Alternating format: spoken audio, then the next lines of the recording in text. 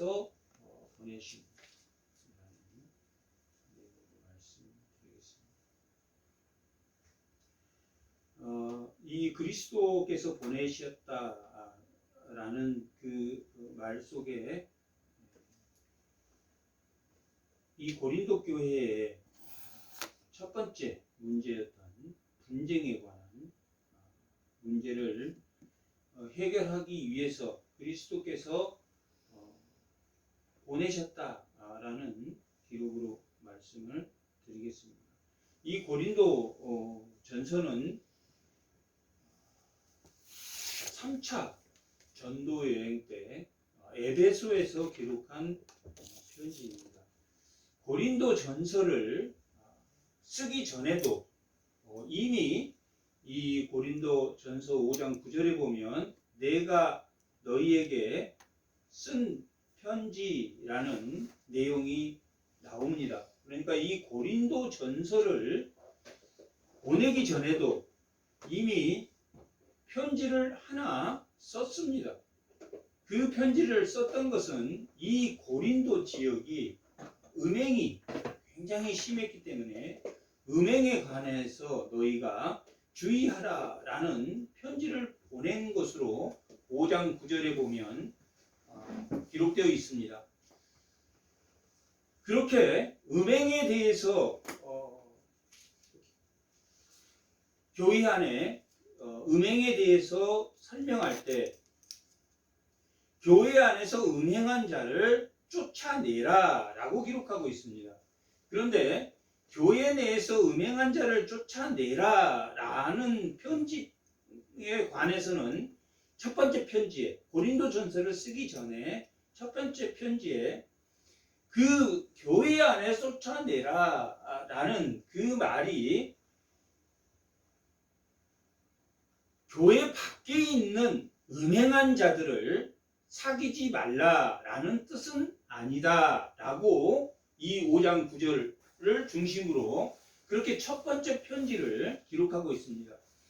왜 그러냐면 세상 밖에 모든 사람은 음행하기 때문에 만약에 음행한 자를 교회에서 쫓아내라 라고 말하면 음행한 자와는 사귀지 말라 라는 의미로 들릴 수 있으므로 그가 교회에서 음행한 자를 쫓아내라 라는 그 의미는 그 육체는 죄로 죽더라도 그가 다시 자기의 죄를 회개하고 돌아올 수 있게 하기 위한 것이다 라고 기록되어 있습니다. 고린도전서 5장 5절 한번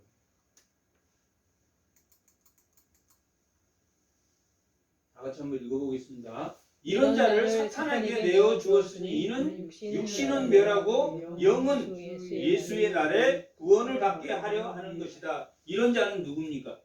음행한 자. 음행한 자를 쫓아내는 것은 육신으로는 죽지만 그가 회개하고 쫓아냄으로 인해서 회개하고 하나님께 다시 돌아올 수 있게 하기 위해서 쫓아내는 거지 세상 밖에 있는 음행한 사람들을 사귀지 말라는 뜻이 아니다. 세상 밖에 있는 음행한 사람에게는 여전히 뭘 전해야 됩니까? 복음을 전해야 됩니다. 그러니까 교회 안에서 사귀지 말라는 말이지 교회 밖에서 사귀지 말라는 뜻이 아니다 라는 편지를 보냈다라고 5장 9절에는 기록하고 있습니다. 이렇게 고린도에는 문제가 많았습니다. 글로의 집의 인편으로 들은 소식은 분쟁에 관한 내용이었습니다. 분쟁에 관한 내용은 1장부터 4장까지입니다.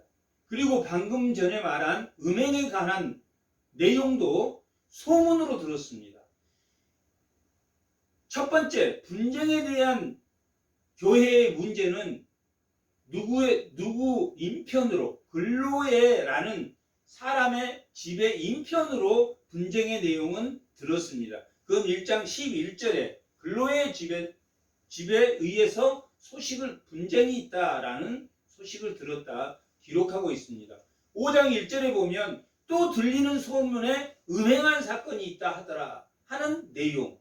그리고 7장 1절에는 아예 고린도 교회에서 편지를 써가지고 이러이러한 문제는 우리가 어떻게 해결해야 됩니까 하는 신학적인 문제. 첫 번째 문제는 우리가 예수 그리스도로 믿음으로 말미암아 진리로 우리가 자유케 되었는데 우리가 마음대로 행동해도 됩니까 안 됩니까? 대한 신학적인 문제입니다. 우리가 음식을 먹을 때 우리가 마음대로 그냥 우상의 제물이든 우리가 진리로 자유케 됐으니 마음대로 먹어도 됩니까 안 됩니까? 하나님이 자기 자유를 제한해서 우리와 함께 하는 것처럼 예수를 믿는 사람도 뭐 해야 된다? 주의해야 된다? 주의하지 않아야 된다? 주의해야 된다. 자기 자유를 제한하더라도 믿지 못한 사람들이 그걸로 인해서 죄를 짓지 않도록 내 자유를 제한해야 된다라는 내용이 신학적 내용이 8장, 9장, 10장에 나와 있습니다. 그것은 신학적 문제 중에서도 우상에 대한, 그리고 7장은 결혼에 대한, 결혼한 사람, 결혼 안 한 사람, 처녀에 대해서, 과부에 대해서 어떻게 하는 것이 맞느냐라는 기록이 되어 있습니다. 예수를 믿는 사람이 결혼했는데 예수를 안 믿는 사람하고 살 때는 어떻게 해야 되는가? 그리고 그 안 믿는 사람하고 믿는 사람하고 사는 그 자녀는 어떻게 되는가? 그것이 7장에 보면 믿는 사람의 아내가 믿고 남편이 믿지 않으면 그 자녀들도 다 거룩하다라고 기록하고 있는 것은 어머니의 영적 거룩성 때문에 그 남편도 윤리적 도덕성을 갖게 되므로, 영적 도덕성과 윤리적 도덕성을 갖게 되므로 그 자녀들도 뭘 받을 수 있다? 유아 세례를 받을 수 있습니다. 믿지 않는 사람, 한쪽이 믿으면 한쪽 사람이 거룩한, 영적으로는 거룩하지 않지만 윤리적, 도덕적 거룩성 인 관계를 그 부부가 갖기 때문에 자녀도 거룩하다. 그러므로 그들도 유아 세례를 받을 수 있다. 유아 세례를 받을 수 있는 근거가 나와 있는 그런 것들을 고린도 교회에서 편지로 써와서 결혼 문제에 대해서, 결혼을 하면 좋으냐 안 하면 좋으냐, 결혼했으면 어떻게 해야 되느냐, 이런 문제와 또 음식에 대한 것, 그 다음에 사도로서의 고난, 또 교회 공동체로서의 고난, 그리고 마지막으로 물어본 게 12장부터 15장까지 신령한 것. 신령한 것이 무엇입니까? 12장 1절의 시작이 신령한 거에 대하여, 너희가 물어본 신령한 거에 대해서 내가 설명해. 신령한 것이라는 것은 하나님이 주신 은혜로 인하여 받은 은사가 다 다르다. 그 은사에 대해서, 또 말씀과 애언과 방언에 대해서, 또한 부활에 대해서 이 신령한 것이 무엇인가 하는 내용을 그들이 적어, 신령한 것, 영적인 것이 무엇이고 신령한 것이 무엇인가 하는 것을 물어보는 질문. 첫 번째 문제가 뭐라 그랬습니까? 분쟁에 관한. 분쟁이 일어났다, 교회가.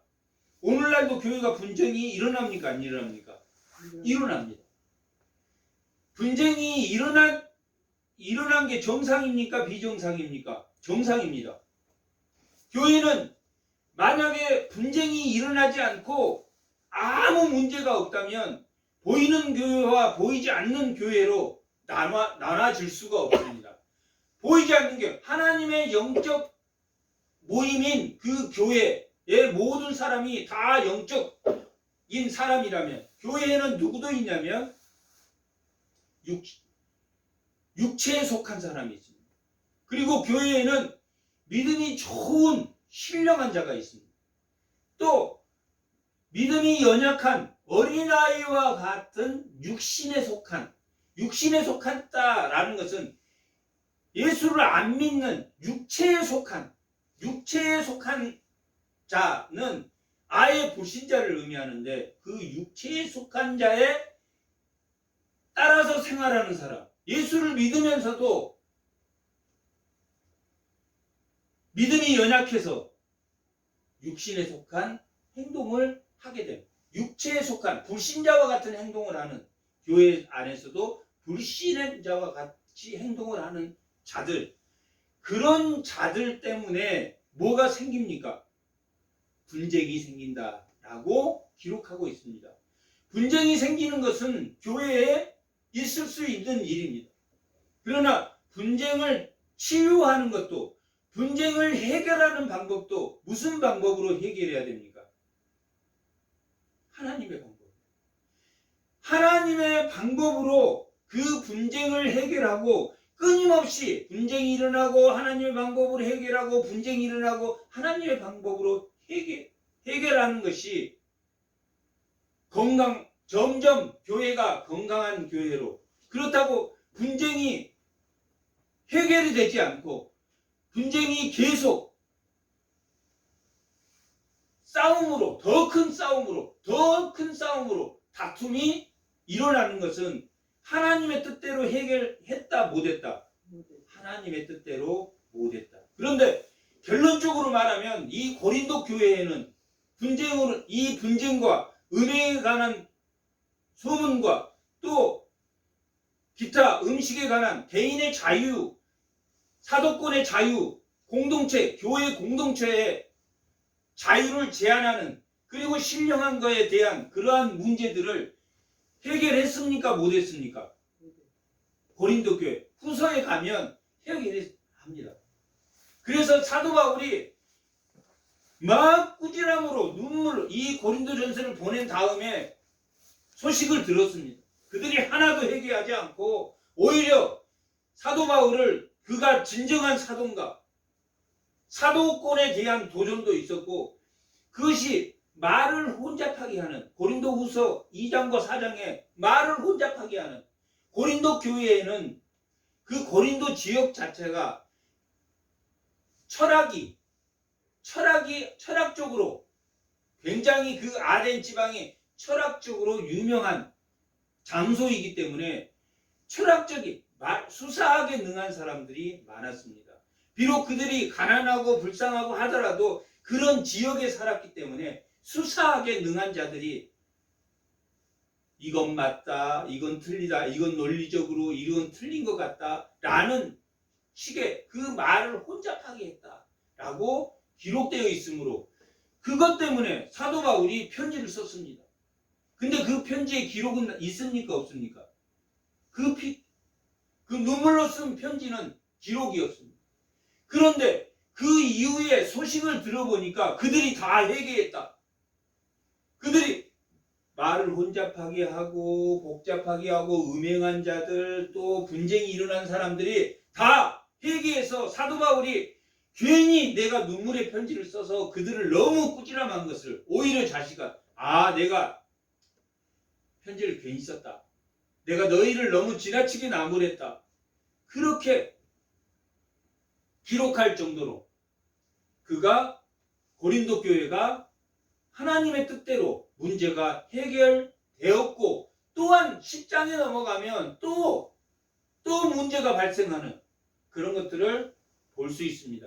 교회는 문제가 발생하되 뭘로 해결해야 된다? 하나님의 뜻대로. 하나님의 뜻, 이 사도 바울이 하나님이란 뜻을 이 서신서에 많이 기록하고 있습니다. 그런데 이 하나님의 뜻이라는 서신서에 기록한 내용을 보면 다 구원에 관한 것입니다. 우리가 웬만하면 다 이게 하나님의 뜻인 것 같다, 하나님의 뜻인 것 같다 이렇게 붙이지만, 실제로 하나님의 뜻에 대해서 서신서에서 기록하고 있는 것은 다 구원에 관한 것입니다. 십자가에 관한 것, 하나님의 비밀에 관한 것. 오늘 본문이 그들이 분쟁이 일어났다라는 소식을 근로의 지편으로 들었습니다. 아볼로파, 게바파, 바울파, 그리스도파 4개의 분파로 나눠져서 분쟁이 일어났다. 그런데 그 분쟁이 이 1장 10절 한번. 1장 10절 다 같이 한번 읽어보겠습니다. 형제들아 내가 우리 주 예수 그리스도의 이름으로 너희를 고난하노니 모두가 같은 말을 하고 너희 가운데 분쟁 없이 같은 마음과 같은 뜻으로 온전. 여기서 분쟁이라는 뜻은 스키스마타라는 헬라어인데 스키스마타라는 그 헬라어는 나누어졌다. 나누었다. 분쟁 두 개로 나누어졌다. 사단이 하는 일이 뭡니까? 나누는 일. 하나님이 하는 일이 뭡니까? 하나 되게 하는. 하나님은 하나님의 영, 성령은 하나 되게 하는. 그리고 사단은 하는 일이 분리하는. 분리하는 방법 두 가지가 뭡니까? 하나는 미혹, 하나는 억압. 싹 꼬셔가지고 처음에는 하다가 안 되면 너 뭐 이러면 너 가만 안 둘 거야. 억압. 사단은 딱 두 가지 방법으로 분리합니다. 이렇게 나누었다라는 뜻이고 11절 내 형제들아 근로의 지편으로 너희에게 대한 말이 내게 들리니 곧 너희 가운데 뭡니까? 분쟁이 있다. 여기서 쓴 분쟁은 저기에서 나오는 분쟁하고 다릅니다. 저 분쟁은 나뉘었다라는 뜻이고 여기는 싸움이 일어났다. 싸우다, 경쟁하다 그런 뜻입니다. 헬라어로. 헬라어로 해석은 똑같이 되어 있지만 두 개로 나뉘면 결국은 뭐 한다는 이야기입니까? 싸운다. 하나님의 영, 성령으로 말미암지 않고는 두 개로 합쳐집니까? 안 합쳐집니까? 안 합쳐집니다. 그래서 오늘 본문이 오늘 말씀의 제목이 뭡니까? 그리스도께서 보내심. 이 보내심의 뜻 속에는 이 분쟁의 문제 하나님은 성령은 뭐하는 영이라고 그랬습니까? 하나 되게 한. 이 보내심이라는 그 뜻 속에는 뭐하게 하는 겁니까? 하나 되게 한. 이 보내심이 여기는 1장 17절에 보내심이라는 단어가 나오고 2장 1절하고 형제들아 내가 너희에게 뭐라고 적어졌습니까?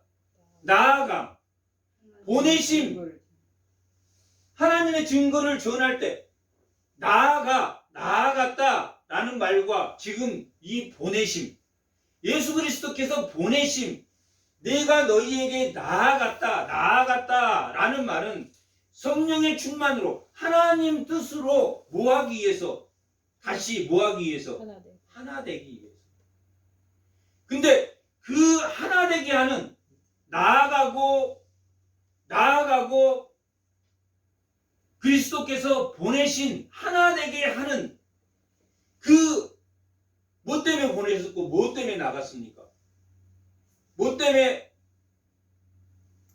나아갔고 뭐 때문에 보내셨다고 그랬습니까? 지금 고린도 교회에 뭐가 생겼습니까? 분쟁이 일어났다. 고린도 교회에 분쟁이 일어나서 하나 되게 하기 위해서 보내졌고 나아갔다. 2장 1절에 보내졌고 1장 17절에 나아갔다 라고 하는데 그 나아가는데 그 분쟁에 대한 문제 해결의 포인트가 뭐냐면 십자가입니다. 첫 번째는 분쟁이 일어났습니다. 분쟁이 일어났는데 예수께서 나를 보내셨어. 그 문제를 하나 되게 하기 위해서 둘로 나누어서 싸우니까 하나 되게 하기 위해서 보내셨는데 그 해결의 방법이 첫 번째가 뭡니까? 십자가의 도를 알아. 십자가의 도를 알면 분쟁이 일어난다 안 일어난다? 안 일어난다. 2장 1절에 보면 나아가 뭘 알아야 됩니까? 하나님의 비밀, 하나님의 증거, 하나님의 비밀.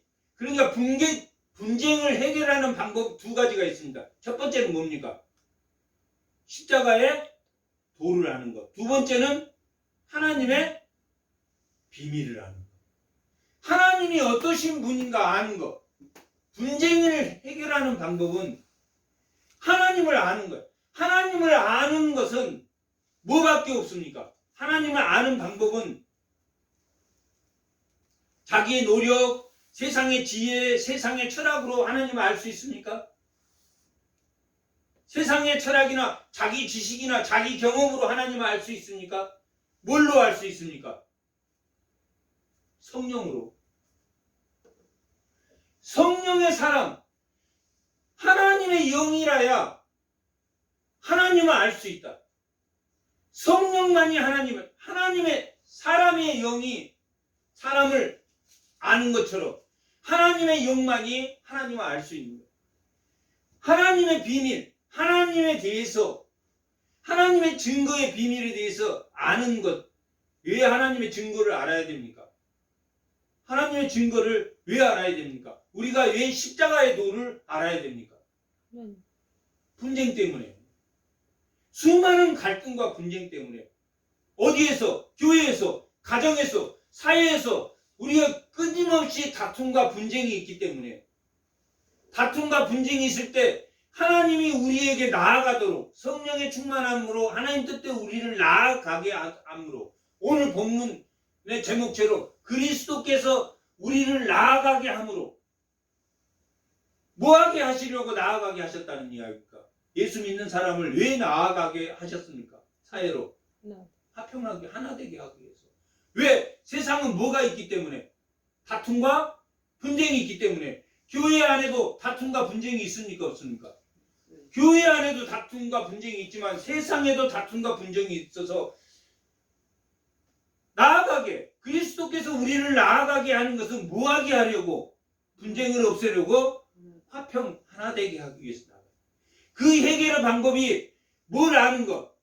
십자가의 도를 아는 것. 두 번째 나가는 것은 하나님의 비밀, 하나님의 증거, 하나님에 대해서 아는 것이다. 하나님에 대해서 아는 것은 뭐밖에 없다? 성령밖에 없다. 예수님이 십자가에 죽으시고 보내신 보혜사 성령으로만이 누구를 알 수 있다? 하나님 알 수 있다. 결국 어떤 사람이 싸우게 됩니까? 성령이 충만하지 않는 사람이 싸우고, 다투고 싸우는 것은 충만하지 않는 사람이 싸운다 라고 14절 3장 14절 2장 14절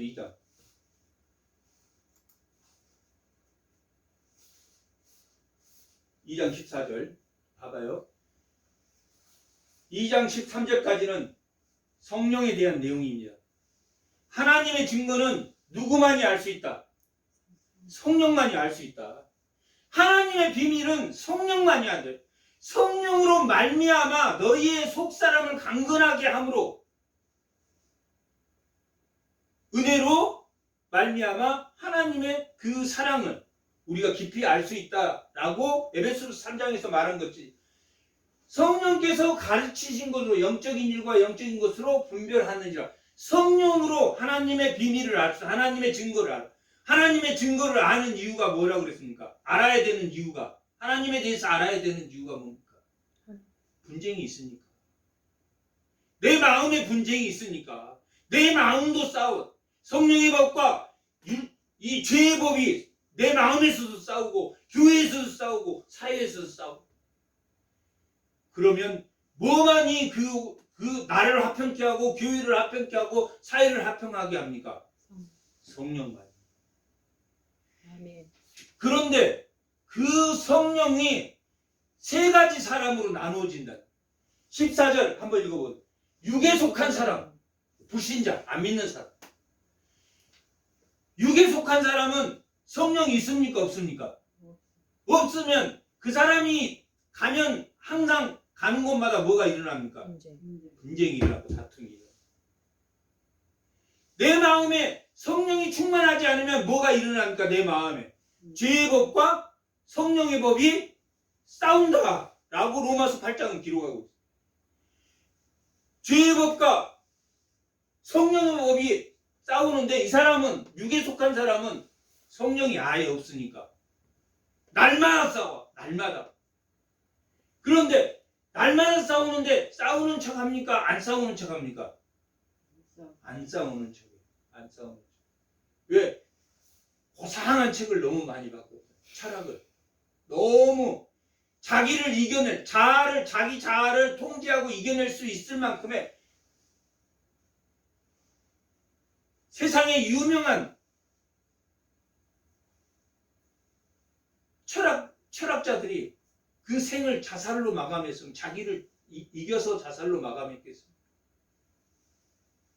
육의 사람 싸운다. 뭐가 없기 때문에? 성령의 일을 받지 아니하니 이는 그들이 그에게는 어리석게 보임이요 또는 그들에게는 알 수도 없으나 그러한 일은 영적으로 분별되기 때문이다. 육에 속한 사람. 육에 속한 사람은 하나님의 비밀을 안다 모른다. 모른다. 그러면 15절 올려보세요. 다 같이 읽어보겠습니다. 신령한 자는 모든 것을 판단하나 자기는 아무에게 판단을 받지 아니하니라. 이 성령이 있는 사람입니까? 없는 사람? 신령한 자. 있는 자. 자기는, 이 사람은 진리가 자기를 자유케 해. 그러니까 자기를 판단해. 누가? 욕해. 저 사람 못됐다 하더라. 욕을 해. 그래도 화를 낸다 안 낸다? 안 낸다. 자기는 판단받지 않는다라는 것은 누가 나를 판단해도 거기에 영향을 미친다 안 미친다? 안 미친다. 성령이 없는 사람 영향을 미칩니까 안 미치냐? 금방 속이 뒤집어져가지고 속된 말로 예수 믿으면서도 욕하고 싸우고 예수 믿으면서도 판단받아. 성령이 있는 자는 하나님의 증거 비밀을 아는 자는 그 자가 틀렸다는 것을 알기 때문에 그냥 판단받지 않아.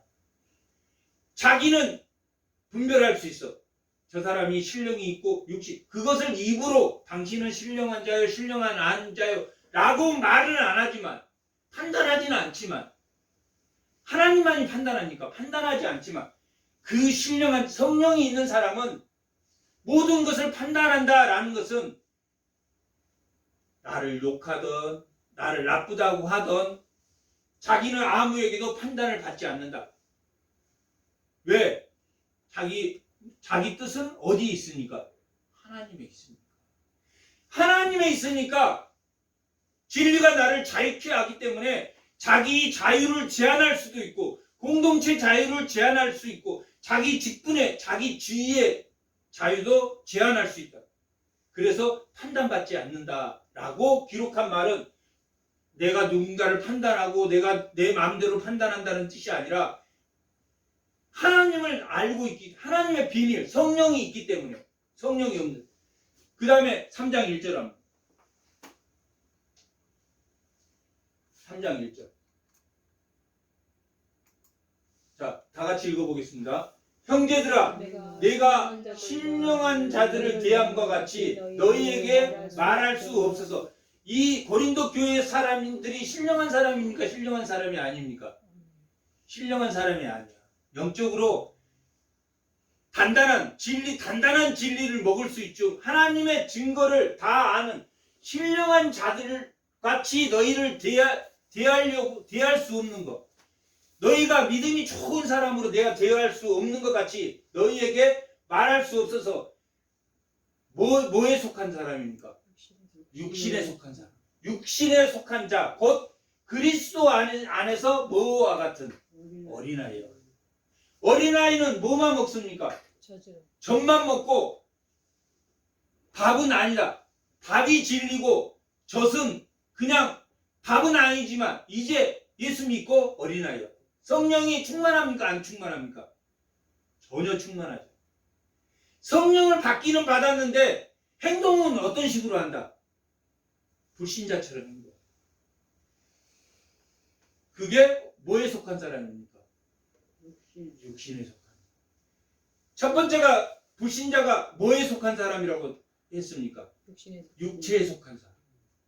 육체에 속한 자, 그 다음에 신령한 자. 신령 또 하나는 어린아이와 같은 자. 어린아이와 같은 자는 성령이 있기는 있는데 자기 행동은 자기 마음대로 해요. 행동은 세상 사람하고 같이 해. 누가 그렇게 세상 사람들하고 같이 생각했습니까? 지금 이 고린도전서 3장 1절에 보면 고린도 교회 교인들이 고린도 교회 교인들이 세례도 받고 성령도 받았는데 행동은 불신자처럼 행동했어요. 봐봐요. 이 어린아이와 같은 신앙을 가진 사람들의 행동 세 가지를 보면 첫 번째는 육신에 속한 자가 어떤 행동을 합니까? 어린아이와 같이 행동을 해. 두 번째는 말하면 3절 보면 너희가 육신에 속한 자로다. 너희 가운데 시기와 분쟁이 있었다. 어디에 속한 사람처럼 행동합니까? 불신자처럼 행동. 어린아이 같은 성령을 받아서 믿음이 충만치 않으면 어린아이와 같이 행동하고, 두 번째는 불신자처럼 행동한다. 육신에 속한 사람을 따라 행한다. 불신자를 따라서 불신자들처럼 행동한다. 세 번째는 5절 다 같이 한번. 그런즉 아볼로는 무엇이며 바울은 무엇이며 그들은 주께서 각각 주신 대로 너희로 하여금 믿게 한 사람이다. 4절 다 같이. 어떤 이는 말하되 나는 바울에게라 하고 다른 이는 나는 아볼로에게라 하니 너희가 뭐의 사람이다? 육의 사람. 예수를 믿지만 예수 안 믿는 사람처럼 행동한다. 예수를 30년 믿어도 예수를 안 믿는 사람하고 똑같이 행동. 그 사람은 구원 받습니까? 구원 못 받습니까? 구원 받습니다. 예수를 믿어서 지금 성령이 힘이해서 그러지, 예수를 믿으면 구원은 받습니다. 그러면 이 다음에는 무슨 문제에 대해서 나오고, 이 사람 구원 문제가 나오고, 이렇게 믿음이 없는 사람, 이렇게 행동하는 사람하고 신령하게 행동하는 사람이 교회에 있다. 그런데 두 사람 구원 받는다. 구원 받는 것을 설명해 주는 내용이 이 밑으로 구원 받는 거에 대해서 설명해 줘. 너희들은 무하는 자들이다. 다 물 주는 자들이다. 심고 물 주는 자들이야. 너희들은 자라게 하시는 누굽니까? 하나님. 근데 물 주고 심는 자들이 열심히 하나님 뜻대로 심는 사람도 있지만, 심었다 안 심었다, 물 줬다가 물이 그냥 뭡니까? 그 밭에 심은 사람은 물을 뿌려서 물을 잘 안 주니까, 어떤 사람이 물을 잘 안 주니까? 믿음이 연약한 자들. 신령한 자들은 날마다 자기를 쳐서 복종하고 하나님의 뜻대로 행동하려고 날마다 말씀을 묵상하며 하나님 앞에 나아가려고 하는데, 육신에 속한 자는, 어린아이와 같은, 신앙의 어린아이와 같은 자들은 뭐합니까? 물을 안 줘. 그러면 열매가 맺겠습니까? 열매가 안 맺겠습니까? 부절합니다. 8절부터 한번 읽어. 8절. 심는 이는 물 주는 이는 한 가지나 각각 자기 일한 대로 자기 상을 받을 것이다.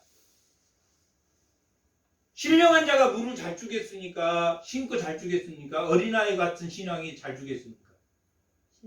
심고. 그러면 우리는 하나님의 동역자요. 어린아이의 신앙이나 어린아이 같은 신앙이나 신령한 자나 다 하나님의 동역자지만, 너희가 뭐라고 했습니까? 하나님의 밭이요. 밭이니까 밭에는 심은 거 물 잘 주면 열매가 잘 맺습니까? 안 맺습니까? 그래서 너희는 밭이다. 그리고 이 밭에 뭘 받는다? 상을 받는다. 물 주고 심는 상을 너희가 바치니까 물을 주고 잘 심고 신령한 자는, 근데 믿음이 약한 자는 상이 적겠습니까? 상이 많겠습니까? 열매가 작으니까. 너희가 밭인데 밭에 열매가 없으니까. 그리고 하나님의 집이라. 하나님의 집은 하나님의 집은 뭡니까? 구약 때는 하나님의 집이 뭐였습니까? 성전. 너희가 몸 성전인 것을 모르냐? 너희가 물 주고 심는 사람이고, 너희가 그 밭에 물 주고 심는 사람이니까 그 상으로 너희가 열매를 맺을 것이고, 또 너희가 성전, 하나님의 집이니까 성전을 세울 때 재료를 뭘 써서 성전을 지어야 튼튼합니까? 금으로 지으면 제일 튼튼하겠죠. 은, 다음에 보석, 그 다음에 나무, 집. 보겠습니다. 12절. 너희가 첫 번째는 그 밭을 일구는 사람. 밭을 일구는 사람인데 어떤 사람이 상이 많냐면 신령한 자가 상이 많아. 신령한 자는 분쟁을 일으키는 사람입니까? 일으키지 않는 사람입니까? 안 일으키는 사람이야. 어린아이는 그 밭에 다 시들시들 죽으려고 그래. 왜 그래? 왜 시들시들 죽으려고 그럽니까? 날마다 분쟁이 일어나니까. 믿음이 약해서 분쟁이 일어나니까. 너희가 성령의 집인지 몰라. 하나님의 집이다. 너희들은 하나님의 밭이고 너희들은 하나님의 집이다. 그러면 하나님 집을 뭘로 지어야 됩니까? 단단한 뭘로 지어야 됩니까? 보석이나 은이나 단단한 걸로 지어야지 성전이 안 허물어져. 성전이 안 허물어지는 사람은 신령한 자입니까? 어린아이 같은 자입니까? 신령한 자. 근데 나무나 집이나 풀로 짓는 사람, 그것은 어린아이와 같은 사람입니까? 신령한 자입니까? 어린아이다. 왜 그러냐면 불을 탁 켜서 딱 대보면 튼튼한 돌, 보석으로 지은 집은 성전이 탑니까? 안 탑니까? 판단을 받지 않아. 남이 욕하든 남이 뭐라고 하든 판단받지 않아. 그런데 그냥 조금만 하면 흔들려. 그건 뭘로 지은 사람입니까? 나무, 풀, 집으로 지은 사람들. 그런 사람들이 뭘 일으키고 있다? 분쟁을 일으키고 있다. 물 안 주고 심고 물 안 주는 사람들로 인해서 이 고린도 교회가 분쟁이 일어나고, 또 그들이 신앙은 영적으로 어린아이와 같고, 또한 그들의 성전은 튼튼한 성전입니까? 허물허물한 성전입니까? 허물한. 나무와 풀과 집으로 진 성전. 그러지 마. 이런 현상을, 이런 물도 잘 주고 신령한 자로 바뀌려면 첫 번째 해야 되는 게 뭐냐면 18절. 3장 18절.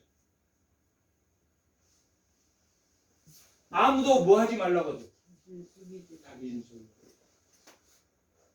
고린도 교회에 자신을 속이는 사람이 있었다 없었다? 있었다. 집으로 집을 지었는데 뭘로 집을 지은 것처럼 행동하고 다닌다? 금으로 지은 거죠. 속이지 말아라.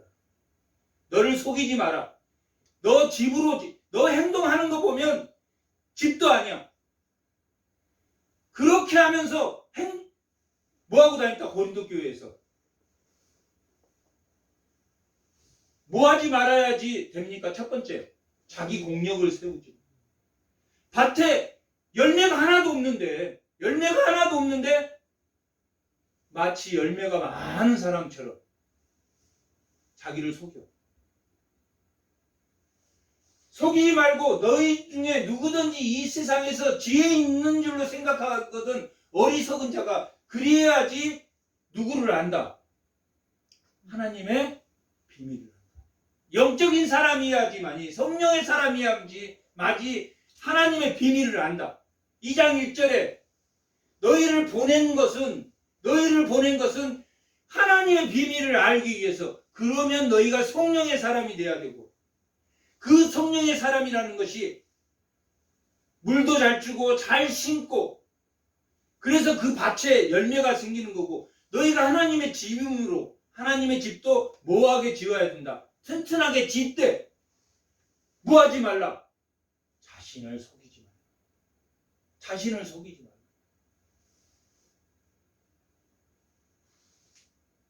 너희는 이 세상에서 지혜 있는 걸로 생각해. 자기는 참 잔말을 잘 쓰지 마. 어리석은 자가 되라 라고.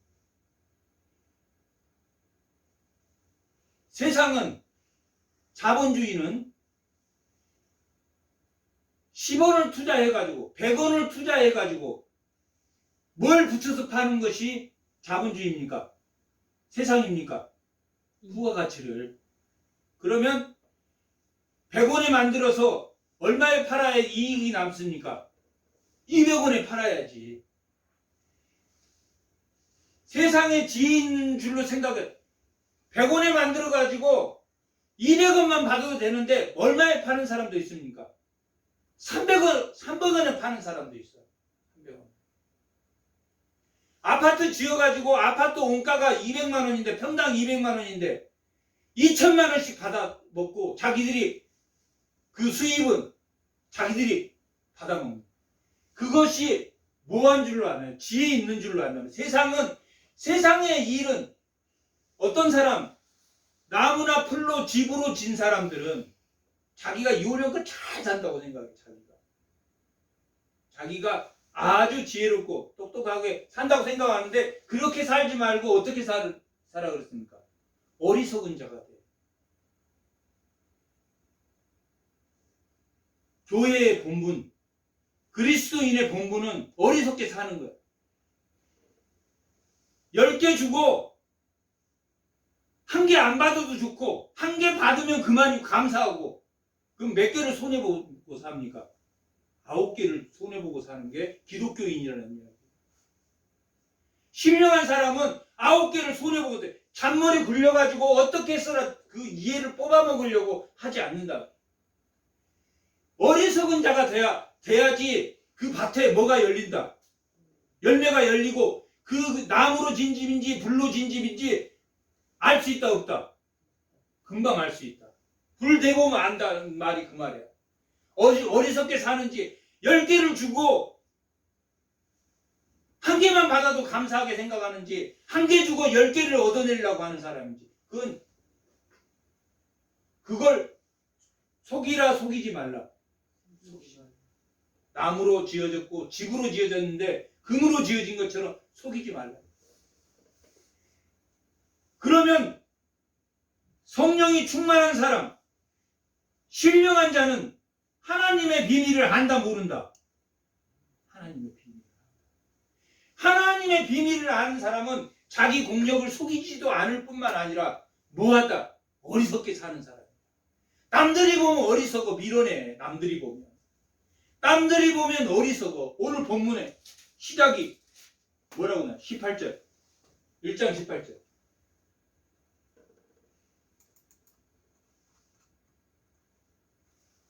십자가의 도가 멸망하는 자에게는 어리석습니다. 십자가의 도가 하나님을 아는 것과 십자가의 도는 밀어난 것이요. 어리석은 것. 어리석게 보이는 것. 4장 10절.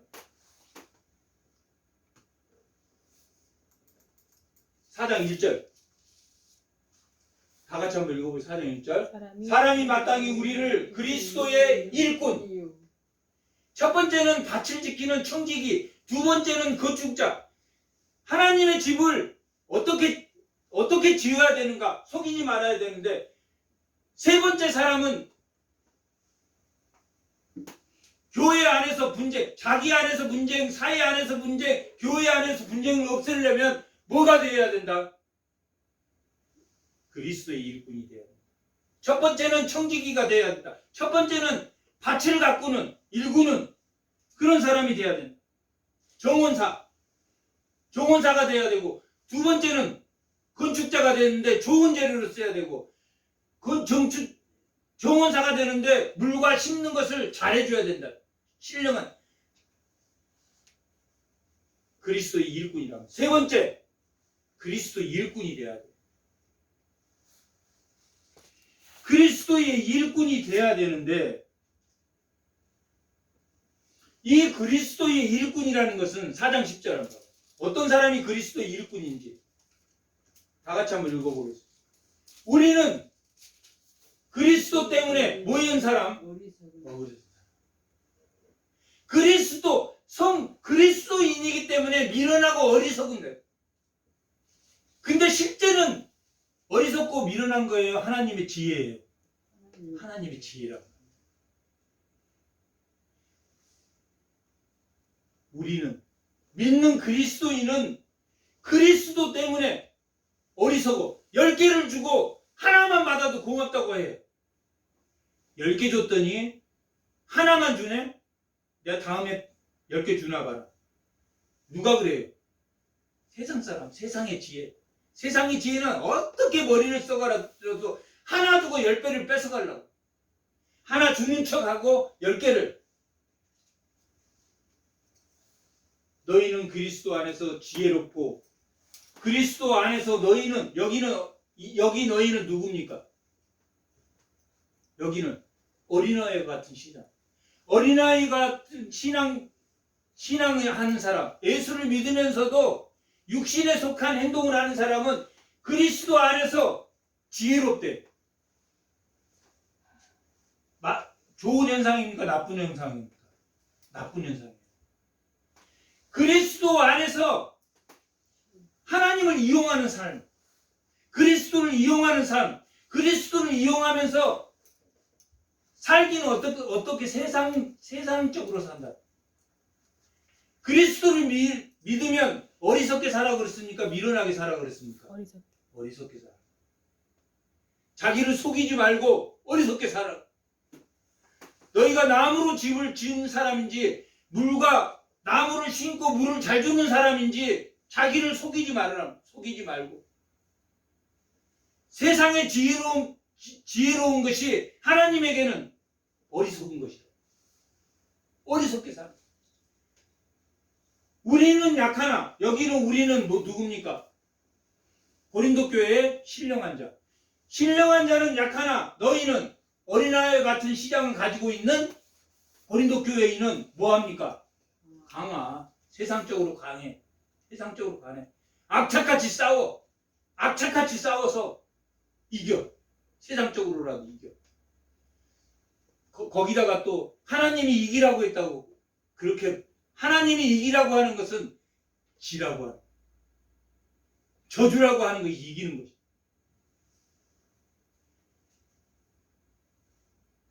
우리 강하고 너희는 누굽니까? 어린아이와 같은 신앙을 가진 사람은 존귀하나 예수를 믿는 신령한 자들은 비천하게 취급받아. 저것들은 당체 말도 안 되는 소리를 하고 다녀.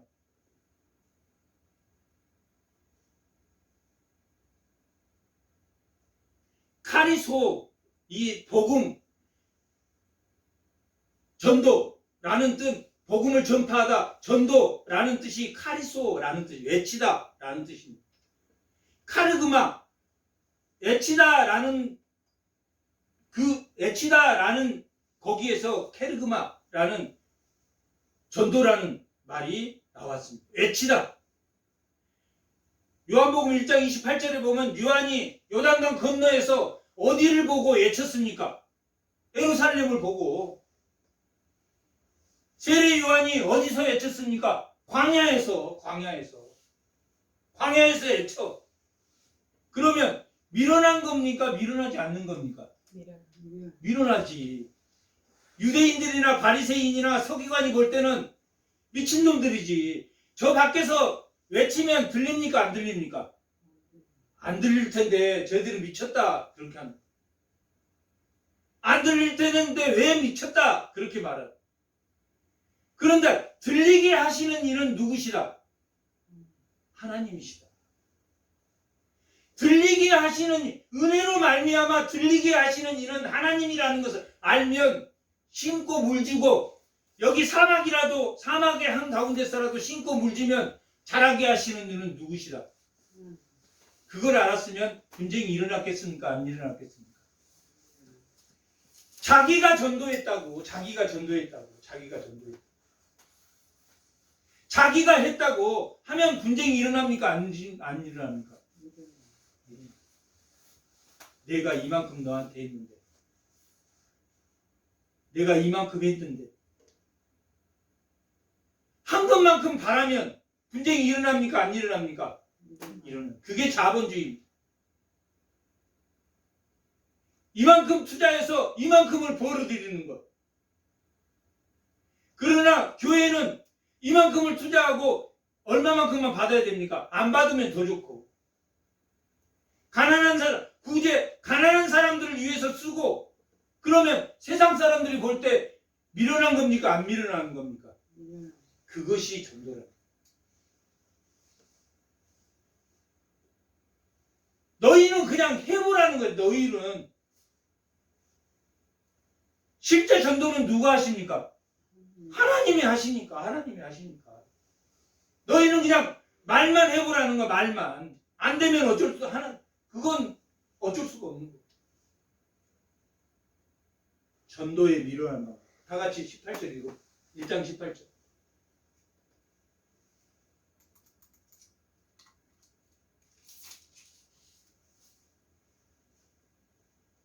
다 같이 한번 읽어보겠습니다. 십자가의 도가 멸망하는 자들에게는 일어난 것이요 구원을 받는 우리에게는 하나님의 능력이다. 그 미련한 것이 능력이다. 사막에 심고 물주고 미련한 것처럼 하지만 자라는 이는 하나님이신 걸 믿고 물을 주면은 그것이 뭐다? 하나님의 능력이다. 하나님. 전도는 누구의 능력입니까? 전도는 자기의 능력입니까? 하나님의 능력입니까? 하나님의 능력.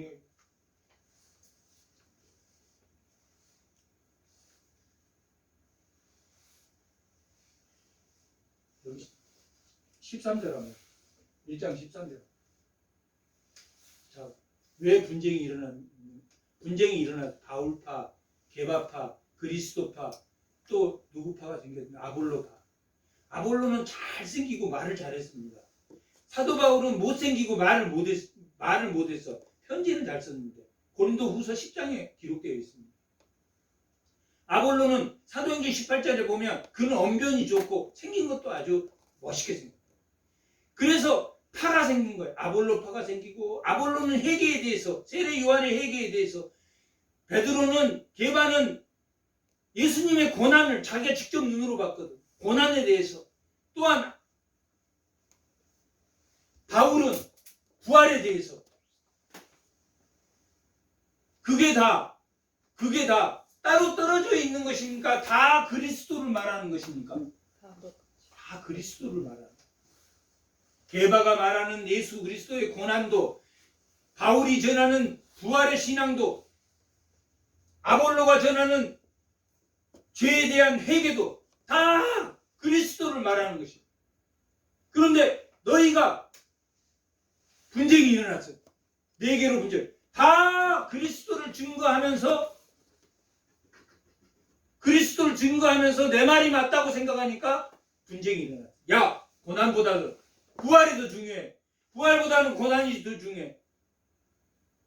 그러면 분쟁이 일어나요.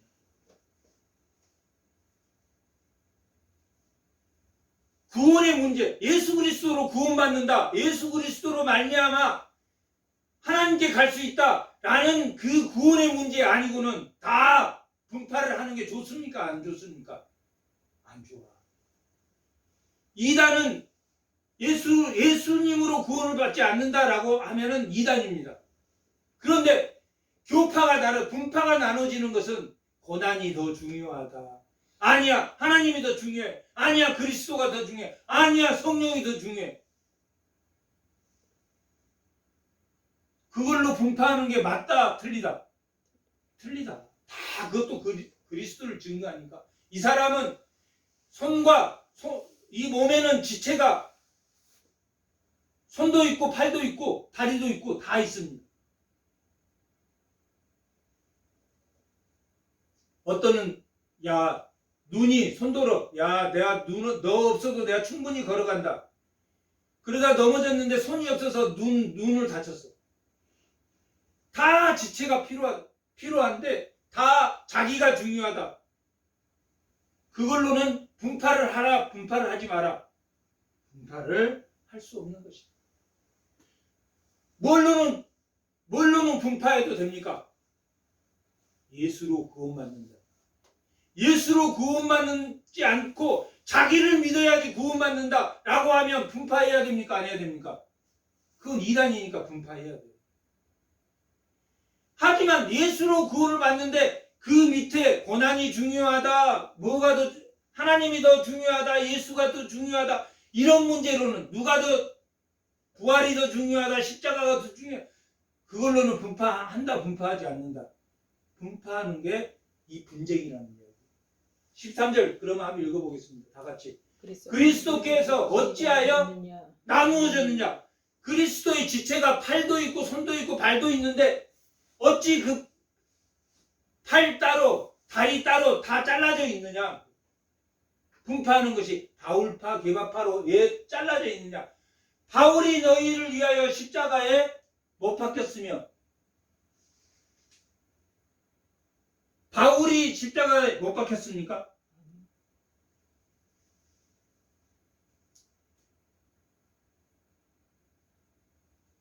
누구를 위해서 누구를 위해서 예수님이 십자가에 못 박혔습니까? 누구를 위해서 예수님이 십자가에 못 박혔습니까? 나를 위해서. 다 각자를 위해서. 예수님이 십자가에 못 박힌 이유는 뭡니까? 나를 위해서. 너를 위해서가 아니라 나를 위해서. 근데 바울이 십자가에 못 박혔습니까? 게바가 못 박혔습니까? 게바가 너를 위해서 십자가에 못 박혔습니까? 누가 못 박힌 사람이 누굽니까? 예수가 못 박혔다. 그런데 다투는 게 맞다, 맞지 않다? 맞지 않다. 누구를 위해서 못 박혔습니까? 게바를 위해서, 바울을 위해서, 그리스도를 위해서, 다 그들을 위해서, 각자를 위해서 예수님이 십자가에 못 박혔으니까 서로 바울이 맞는 것처럼 게바가 맞는 것처럼 해서는 된다, 안 된다? 안 된다. 그렇게 분쟁이 있어서는 안 된다. 바울의 이름으로 세례를 줬느냐? 우리는 바울에 의해서 예수와 연합됐습니까? 아니랍니다. 누구를 믿음으로? 예수를 믿음으로. 예수님이 핏값으로 나를 사셨으니까.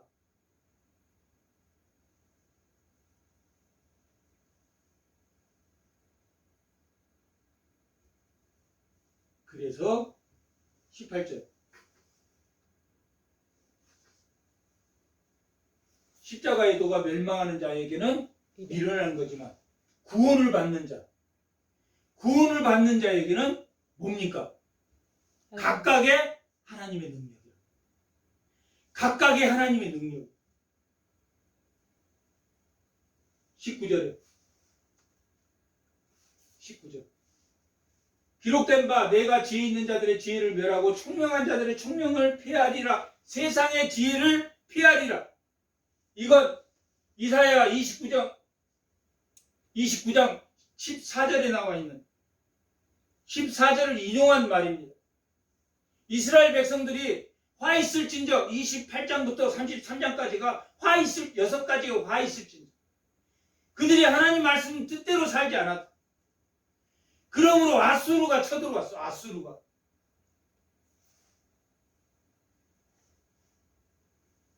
그런데 그들 입에 자기는 지혜롭고 세상 세상은 뭘로 통치할 수 있다? 힘으로 통치할 수 있다. 라고 말한 것을 하나님 두고 하신 말입니다. 지혜? 사람의 지혜? 하나님의 지혜 아래 언젠가는 너희를 멸망해. 사람의 지혜, 사람의 총명은 아수르가 멸망했습니까? 안 했습니까? 바벨론이 멸망했습니까? 안 했습니까? 로마가 멸망했어요. 그들이 힘 있을 때는 내가 지혜고 내가 총명이고 내가 신이다 라고 외쳤지만 그들은 진정한 지혜가 아니다. 진정한 십자가의 도가 아니다. 20절 지혜 있는 자가 어디 있으며 선비가 어디 있으며 이 세대의 변론가가 어디 있는가. 머리 좋은 사람이나 선비, 글 잘 쓴 사람이나 또 변론가, 입으로 하는 사람이 어디 있느냐. 하나님께서 이 세상의 지혜를 미련하게 하신 것이 아니냐.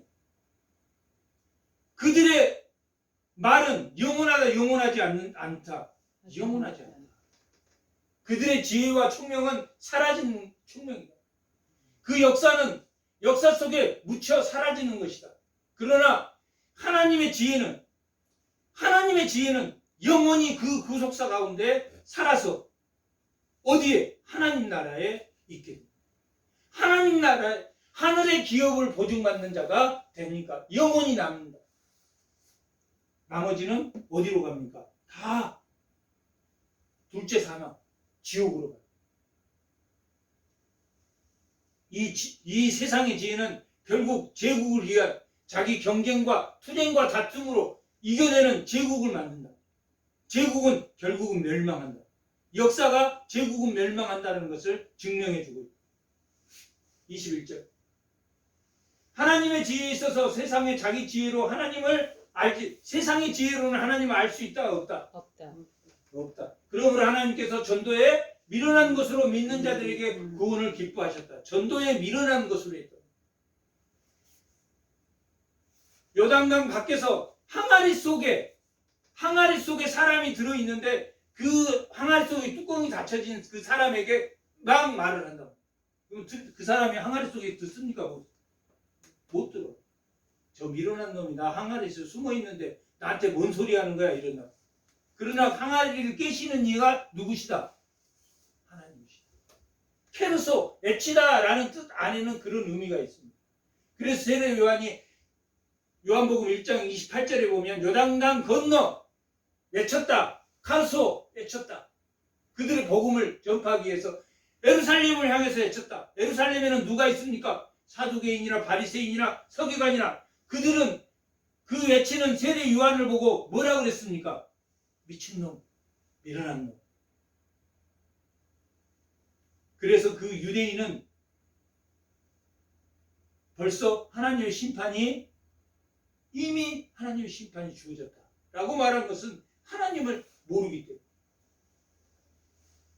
22절 유대인은 표적을 구하고 헬라인은 지혜를 구한다.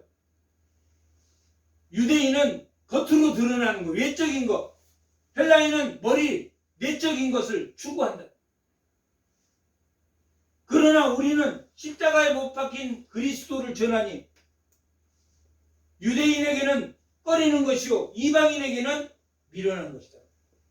이방인에게는 미련한 것이고 하나님을 믿는 오직 부르심을 받는 자들에게는 유대인이나 헬라인이나 그리스도는 하나님의 뭡니까? 능력이에요. 그 말을 듣지 않는 서기관이나 바리새인이나 사두개인은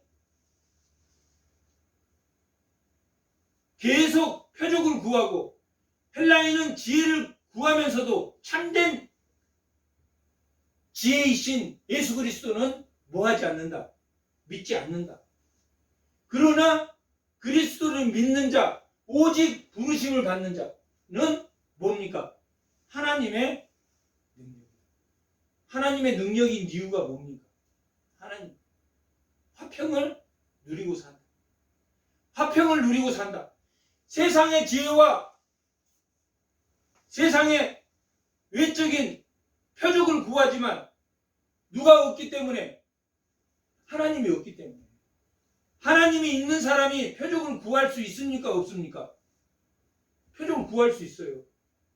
기드온이 표적을 구했고 히스기야가 표적을 구했고 누가 표적을 구하지 않았습니까? 아하스는 표적을 구하라 하니까 구하지 않았습니다. 뭐 있는 사람은 표적을 구합니까? 하나님이 있는 사람이 표적을 구하는 거죠. 하나님을 모르는 사람이 표적을 구하는 것은 무슨 지혜다? 세상적인 지혜. 세상적인 것을 구한다. 요술 같은 것을 구하는 사람. 그래서 그들은 화 있을진저 라고 이사야 28장에서 33장까지 6가지 화에 대해서 기록하고 25절. 하나님의 어리석음이 사람보다 지혜롭고 하나님의 약하심이 사람보다 강하시다. 하나님은 영이시고 우리는 공간과 시간의 제약됨으로 하나님이 우리보다 월등하시다. 26절. 형제들아 너희를 부르심을 보라. 육체를 따라 지혜로운 자가 많지 아니하며 능한 자가 많지 아니하며 문벌이 좋은 자가. 형제들아, 여기 형제들은 누구를 말합니까 지금? 고린도전서 고린도 교회 교인들. 고린도 교회 교인들이 부르심 받는 사람이 육체를 따라 지혜로운 사람이 많았습니까? 없었습니까? 없었고 능한 자가 많았습니까? 없었습니까? 없었고 문벌이 좋은 지위가 높은 사람이 갑이 많았습니까? 없었습니까? 고린도 교회에 없었다. 믿음이 좋은 사람은 이런 사람들은 말이 많은 사람들, 어린아이와 같은 신앙을 가지고 나는 누구파 나는 누구파 그런 사람들. 그러나 고린도 교회에 믿음이 있는 사람, 신령한 자들은 그걸 구하지 않아요. 문벌이 있고 지위가 있고 또 사회에 갑인 사람, 그런 사람이 많지 않았다. 그러나 하나님께서 세상에 모한 자를 택해서 미련한 것을 택하사 지혜 있는 자를 부끄럽게 하려 하시고 세상에 뭘 택하셔서 약한 자. 고린도 교회에 그 신령한 자들은 약하고 가난하고 천대받고 했던 사람들이 신령한 자들이 그들을 속에서 강한 자들을 부끄럽게 하고 세상에 약한 것을 택하사 강한 것을 부끄럽게 하려 하시며 하나님께서 세상에 천한 것들과 멸시받은 것들과 없는 것을 택하사 모한 것을 있는 것을 지위와 권력과 권세와 돈 있는 자들 있는 것들을 피하려고 얼마나 떵떵거리고 사람 괴롭히고 사람 많이 죽이고 얼마나 떵떵거리고 살다가 비참하게 세상의 90% 이상이 손가락질 받는 사람으로 죽게 된단 말이에요. 그 사람들이 강하고 세고 잘 먹고 잘 사는 것 같지만 지금도 잘 먹고 잘 사는 것 같지만 그렇지 않아요. 뭐하고 살으라고 성경은 말하고 있습니까? 미련하게 살아. 10개를 주고 10개를 다 안 받으면 좋고 하나를 받아도 그냥 공짜로 하나 얻은 것처럼 살아. 교회가 그렇게 해야 되고 그리스도인이 그렇게 해야 돼. 그게 미련한 것. 세상 사람들이 얼마나 미련하냐고. 10개 주고 하나 받았는데 너무 감사하대. 10개 주고 하나 받았는데 너무 감사해.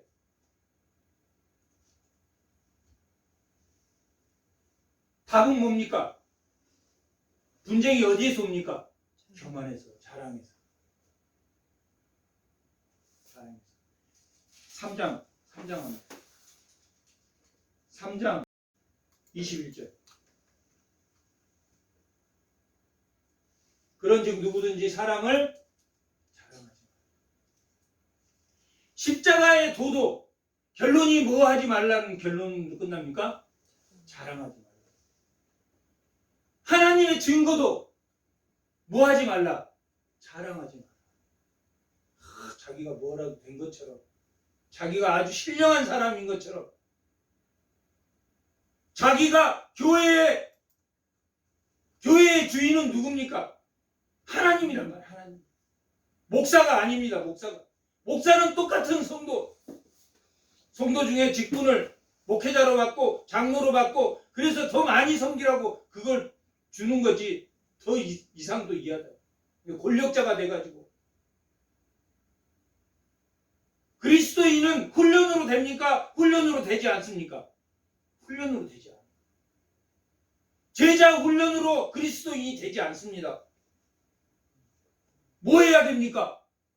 하나님의 증거를 깨달아야 돼요. 하나님의 비밀을 알아야 돼요. 그 비밀을 아는 것은 어떤 사람이 안다고 그랬습니까? 성령이 있는 자가. 성령이 있는 자라야 하나님의 비밀을 알고 십자가의 도를 알아. 근데 그 십자가의 도를 알고 하나님의 비밀을 아는 자는 뭘로 집을 짓습니까? 튼튼한 돌로 집을. 자기가 나무로 집을 지었어. 그런데 쇠로 집을 지은 것처럼 속이면 됩니까? 안 됩니까? 안 된다고 했어요. 자기 밥그릇이 그것밖에 안 돼요. 그 범위 내에서 살아야 돼. 자기 밥그릇이 마치 굉장히 큰 것처럼 포장하고 거짓말해서는 되지 않아요. 사막에다 나무 심고 정원사로 우리를 심고 물 주는 거에 하는데 물도 안 주고 심지도 않아. 시들시들 열매가 맺습니까? 안 맺죠. 근데 그 원인이 뭐냐면 첫 번째도 십자가의 도를 모르는 것도 교만. 두 번째도 교만. 자기를 속여서. 자기를 아주 훌륭한 그리스도인으로 속이기 때문에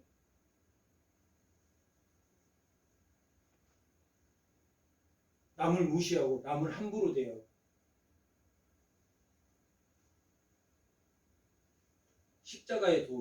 십자가의 도는 오직 성령만이 십자가의 도와 하나님을 아는 사람은 어떻게 행동한다? 자기를 자랑한다? 아니면 손해를 본다? 손해를 보고 감사해야 하는 사람. 미련한, 똑똑하고 영리하고 자기 머리로 다 미련하게 사는. 누구를 위해서? 자기를 위해서, 자기 후손을 위해서, 또한 교회 공동체를 위해서 그렇게 하라고 고린도서 10장은 기록하고 있습니다. 그리스도께서 보내신 그리스도인, 참된 그리스도인, 성령이 충만한 그리스도인으로 사시기를 축복합니다. 잠깐 기도하겠습니다.